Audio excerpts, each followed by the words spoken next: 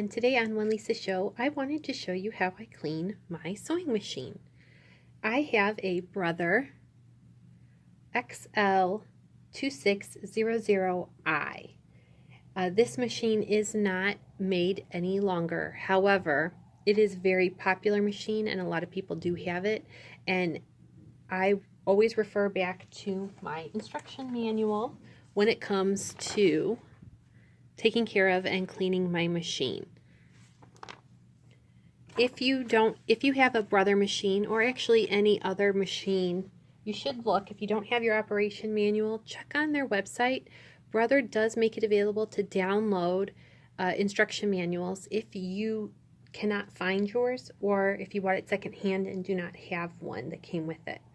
The tools I use to clean my machine is very simple. I use the little screwdriver that it came with, a penny, and a cleaning tool. If yours did not come with a cleaning tool, you can use a clean makeup brush. You could buy an inexpensive makeup brush, or you could go to Joann's or check online on Amazon and get a cleaning tool for yourself. So first thing I do, there is no oiling. My machine does not get oiled. The 2600i, XL-2600i, does not need oil. It does say that in my book, and I follow that. If I go to a craft store such as Joann's, they will always tell me to oil the machine. However, I follow the instructions, and I have had this machine for over 6 years. So in order to get started, you want to make sure your machine is off, remove your bobbin,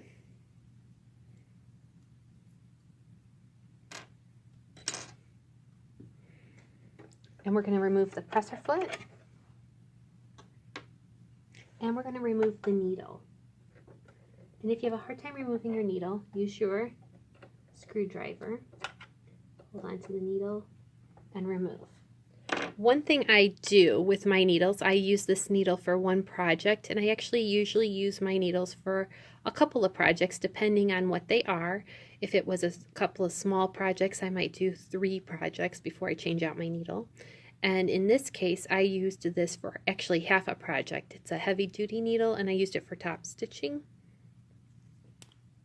So one trick I use is I take a Sharpie and I simply mark with the Sharpie and make a nice mark on it,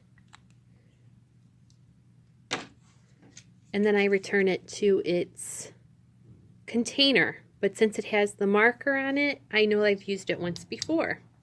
So the next time I use it, it will be for one project, and then it will be properly disposed of. So that's my handy dandy trick with keeping track of your needles. Next up, I take a penny and I get in here and I unscrew this screw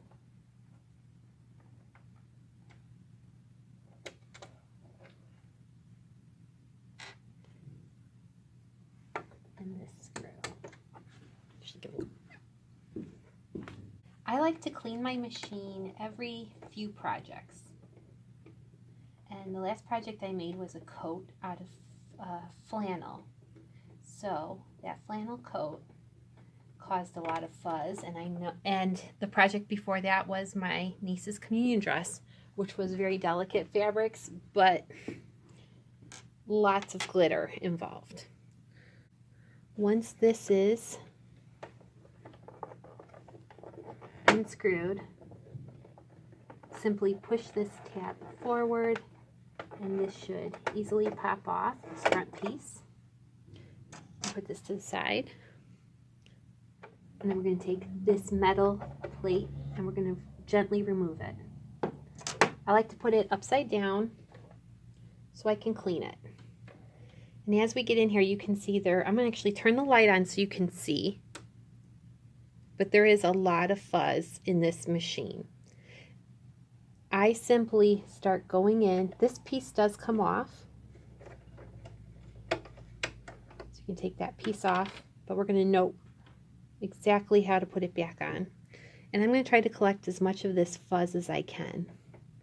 I don't use a vacuum, but I do wipe the fuzz off of the brush. We get in there and we try to collect all the lint, the fuzz, and everything. You want to make sure your brush is soft because you don't want to scratch up this part. This has a magnet in it, but you want to make sure all the lint has been removed.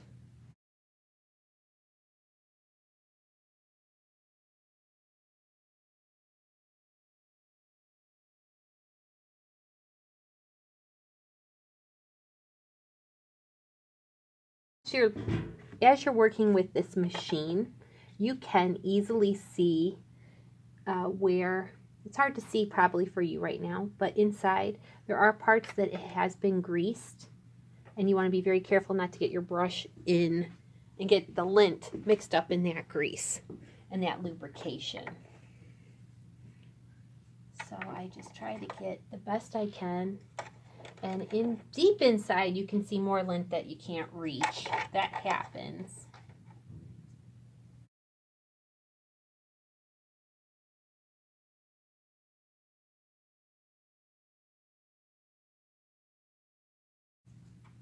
I try to do this before I clean the desk that holds my sewing machine or the floor. Really good. Okay. And then this is the piece that went in that holds the bobbins. This is your bobbin holder. And as you see, there's the other magnet. Make sure that's dust free as well, lint free. And we're going to pop this back in. And there is a little,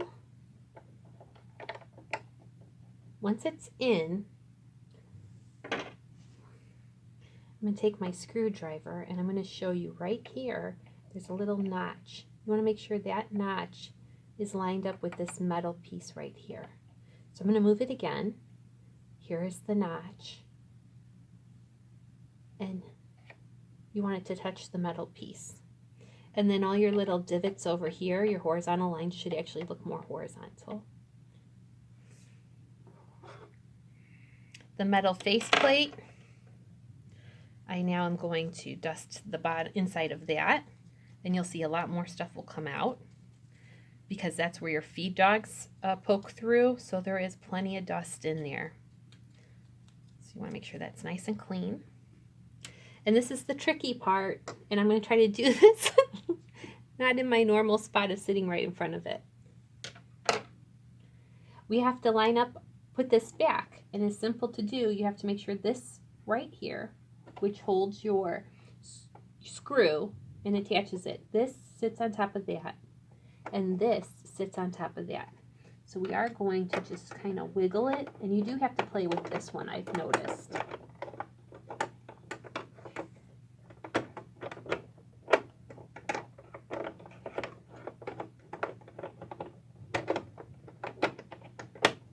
Go.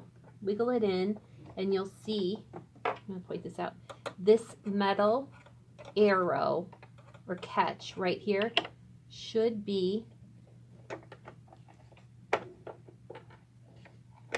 inside this part. So mine wasn't. If you have that notch lined up correctly, this will be right inside this divot and it will fit properly. But when you're wiggling it around, it can get out of balance, just like it did for me. So after you get this faceplate in, you want to make sure that this bobbin is in its correct position. Then we put our screws back in. And that's where the penny or coin really comes in handy. I think it works better than the screwdriver. But the screwdriver is something I use to replace my needle. So we're going to put this bad boy back in.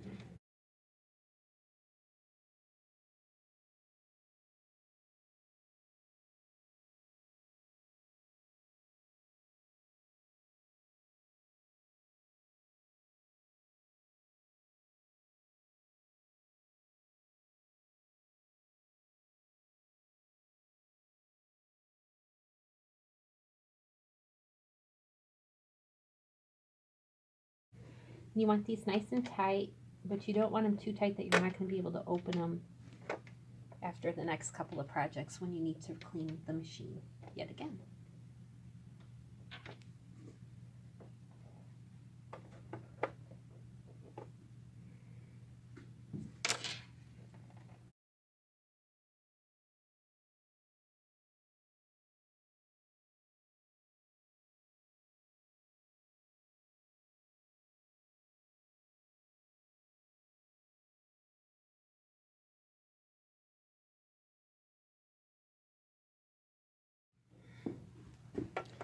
Now I'm going to take my faceplate and snap it in. Once it clicks in, I can put in my bobbin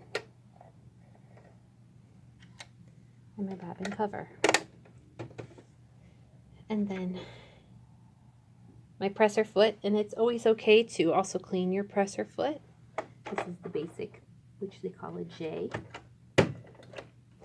And then you can re-add your needle.